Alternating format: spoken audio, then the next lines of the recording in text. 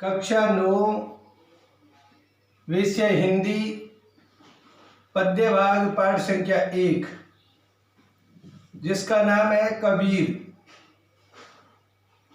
कबीर जी के बारे में आप लोग भली भांति परिचित है। पद्य भाग के शिरोमणि सर्वश्रेष्ठ और अगर पंक्ति में कबीर जी का नाम बड़े से हर्ष लिया जाता है, क्योंकि भक्ति काल युग के महान एक महात्मा, एक साधु और एक रचनाकार, इसके तौर पर कबीर जी की गिनती की जाती है।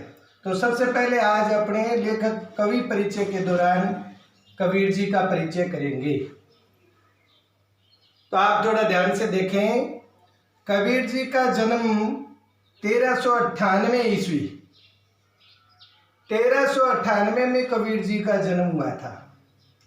अब 21वीं सदी चल रही है, तो 1398 यानी कि आज से करीब करीब कितने वर्ष पहले, 800 वर्ष कबीर जी हमारे बीच थे। मृत्यु उनकी 1518 में हुई। जन्म उनका काशी के पास मगर नाम का एक गांव था, वहां। कबीर जी के जन्म के बाद किसी माता ने लोकलाज की शर्म से कबीर को छोड़ दिया। जब कबीर छोटा था तो एक जुला परिवार ने अपने घर पे ला करके उसका लालन पालन किया। परिवार जुला था। कबीर के माता पिता जुले का काम करते थे और गुरुजी कबीर जी के गुरु रामानंद थे। कबीर के विचारों में स्टिक, उपमा, दृष्टांत व अन्योक्ति और हृदय को स्पर्श करने वाले कबीर जी के विचार थे। समाज में अंधविश्वास के विरोधी, रूढ़ियों से मुक्ति देने वाले कबीर के विचारधारा थी। समाज की सामाजिक सरसता की स्थापना कबीर के विचारधारों में थी।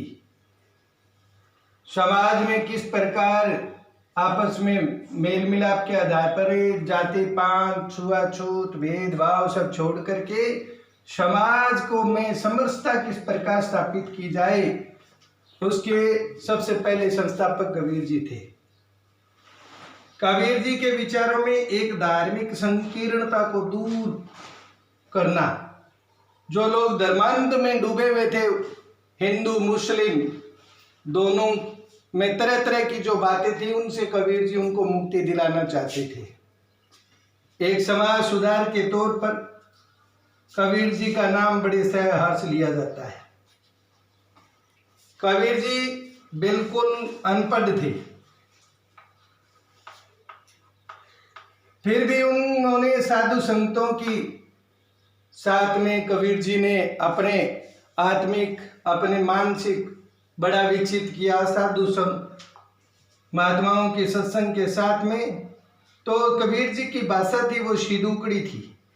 सिदुकड़ी भाषा में अपने पद्य भाग को उन्होंने लिखा है। उनके शिष्यों के द्वारा ऐसा माना जाता है कि बीजक नाम का एक प्रमाणिक ग्रंथ कबीर जी द्वारा लिखा गया है। तो करीब करीब देखो 120 वर्ष उम्र लेकर के कबीर जी हमारे बीच में उस सतयुग में एक सत्संग का वास्ता लेकर के गरीब बुजुर्गों की झोंपड़ियों के माध्यम से और जीव जंतुओं के कर्म को उन्होंने सब कुछ बताया। और निर्गुण भक्ति को, कबीर जी निर्गुण भक्ति के उपासक थे। उन्होंने कहा कि परमात्मा है, वो सब में विद्यमान है। एक छोटी सी चिंटी है, उसमें भी परमात्मा है, और हाथी जैसा विशाल काय जीव है, उसमें भी परमात्मा है। तो ये था कबीर का परिचय, जो कि आपको कम से कम एक पृष्ठ में करना है। धन्यवाद।